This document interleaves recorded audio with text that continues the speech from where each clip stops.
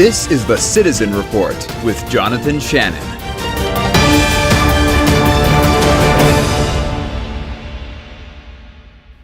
Welcome to the Citizen Report. I'm Jonathan Shannon. Thank you for tuning in this week.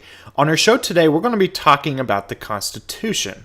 Now, if you joined us last time, we talked about the Electoral College, but on this show, I really want to delve more into the constitutionality of things, in particular, how the Founding Fathers arrived at the need for such a document. The Founding Fathers didn't wake up one day and just say, hey, let's go write a Constitution.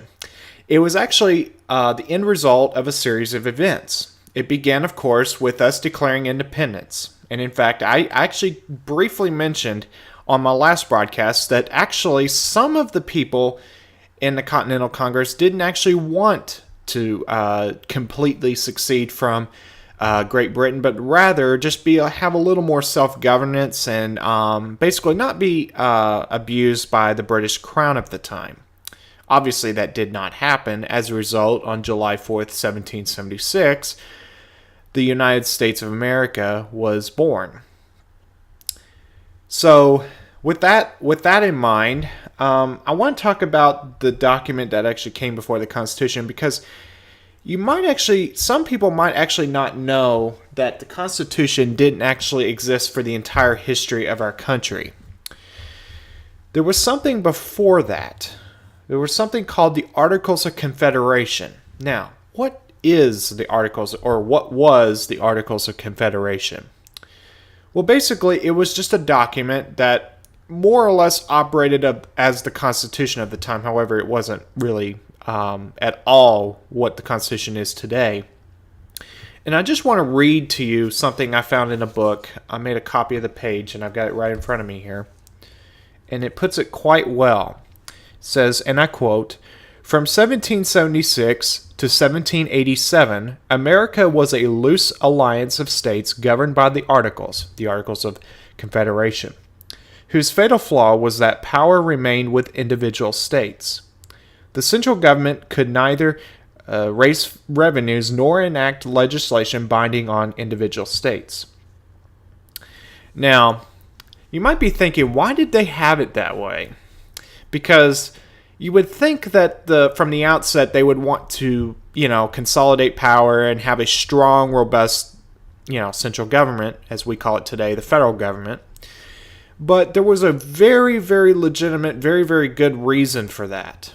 And part of the reason behind such a weakness of the time in the government on the national level, and I'm going to continue reading from the same book a little bit down the page, and it says, quote, "The central government's weakness was intentional. The American settlers had bitterly resented the British Crown's power to control commerce and collect taxes. The legislative body created under the Articles was powerless, and there was no executive or judicial branch. Moreover, the 13 states each had separate political and commercial interests, and the temporary unity forged from a decade of active hostility towards Great Britain failed to produce a national identity. 9 states had navies, 7 printed their own currency, most had tariff and custom laws. New York charged duties on ships moving firewood or farm produce to and from neighboring New Jersey and Connecticut. When soldiers remarked, quote, 'New Jersey is our country,' unquote, they echoed the widespread sentiment of other states." And so there was a great deal of issues from the outset with the Articles of Confederation. In many regards, the states operate as their own country with ceding only very, very little to the national government. And basically, the only thing they ceded to them was this government that really could not operate on any substantive level. So, in the year 1787, the government, or the Founding Fathers, convened in hopes that they could basically rectify the situation. And as a result, they were unable to come to any sort of agreement in terms of maintaining the Articles of Confederation. In the end, the Constitution came about over a series of meetings in the year 1787. Now, when the Constitution was written, they knew full well that they had to balance the power. Because in order to create a central government, you inevitably they had to have the states cede power to this centralized government. Obviously, if you're living at the time and you're hearing stuff like this, you're probably thinking, well, are all my rights going to get taken away? And basically, the states had to give up their sovereignty. And now I should clarify. When I'm talking about sovereignty, I'm not necessarily saying like a foreign recognized sovereignty. From the outset, we were a country, these United States of America. Several these states operated with, as I just read, that seven states actually had their own currency. And how can you operate as a country with multiple currencies? A currency is one sign of a country. A country is supposed to have its own currency, at least in theory. And when you don't have your own currency, and in fact, in that case, they kind of went to the extreme of some states having all these different currencies.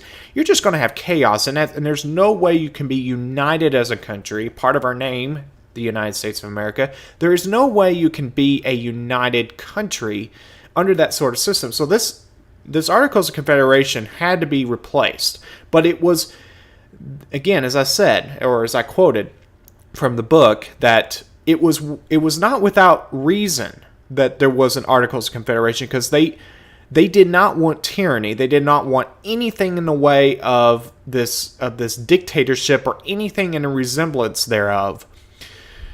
But getting back to the Constitution, and ultimately they came to an agreement to formulate this Constitution, and it was ratified by the original 13 colonies over the next few years.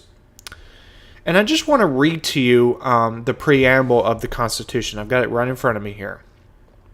It says, quote, "We, the people of the United States, in order to form a more perfect union, establish justice, ensure domestic tranquility, provide for the common defense, promote the general welfare, and secure the blessings of liberty to ourselves and our posterity, do ordain and establish this Constitution for the United States of America." So that right there is the opening to the Constitution, and in my opinion, it is one of the greatest documents ever made with regards to with governance of a people. It is such a unique document, and the thing about the Constitution is that it endures to today. It is our supreme law. It is our document, and it basically set forth, for one thing, that we all have rights. We have certain unalienable rights. And of course, the Declaration of Independence had already affirmed this, but the Constitution made certain that it would be recognized in this new country called the United States of America. Now, our founding fathers understood that our rights are not derived from the government. Now, this is something that people of today's age will try to tell you, that in the exact opposite. They'll try to say, "Oh, your rights come from the government." No. They are part of the natural law. I'm a Christian. I believe our rights come from God. We're made in the image of God, so therefore we have these rights to begin with. As mankind, we have rights. Our rights do not begin or end with the government. And our founding fathers understood this very, very well. Now, we only have a short amount of time left here together, so I just want to mention something called the Federalist Papers. Now, what are the Federalist Papers?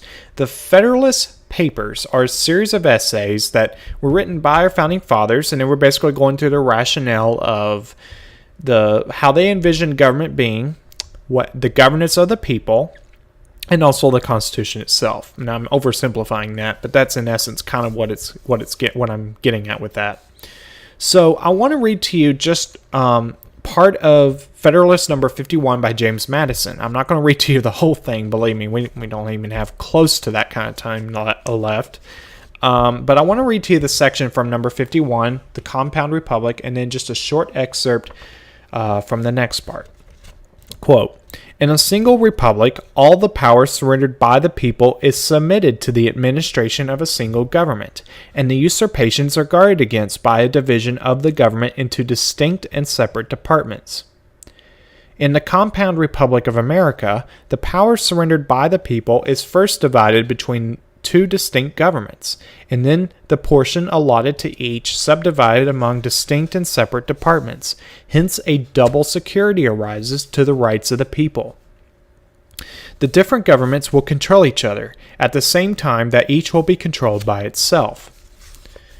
It is of great importance in a republic not only to guard the society against the oppression of its rulers, but to guard one part of the society against the injustice of the other part. Now, I want to wrap up by making this point. People try to make the point, and obviously not everybody, just shall we say, a loud minority of people say that the Constitution is outdated, it's racist, and it's all these other things. It's not true. At its core, the Constitution is the restraint. It is the restraint of the government. It is to make sure that the people's rights are not usurped, and that the government's size and scope is significantly regulated. And in fact, in Article 10, it in fact makes that point even clearer that, quote, this is from 10th Amendment from year 1791, the powers not delegated to the United States by the Constitution nor prohibited by it to the states are reserved to the states respectively, or to the people. And I want to make one final point. Patrick Henry, in a letter to Robert Pleasance on January 18th, 1773. So this is actually even before the country came into existence. And one of our founding fathers was already making this point. Quote, I believe a time will come when an opportunity will be offered to abolish this lamentable evil. And finally, I also want to mention something else from Thomas Jefferson in an autobiography in 1821. Nothing is more certainly written in the book of fate than that these people are to be free. So, our founding fathers were not perfect people. None of us are. And thankfully, we have abolished slavery. Our Constitution, again, is to limit the size and scope and determine what the size and scope would be of our government, and to secure the rights of the people. And I believe our government, our Constitution rather, has succeeded in that. It has withstood the test of time. It is a remarkable document. And with that, we are out of time, but thank you for joining us.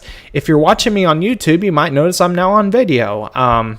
I decided I'm going to experiment with this on this episode. Let me know what you think. Should I continue in this format, or should I go back to audio only?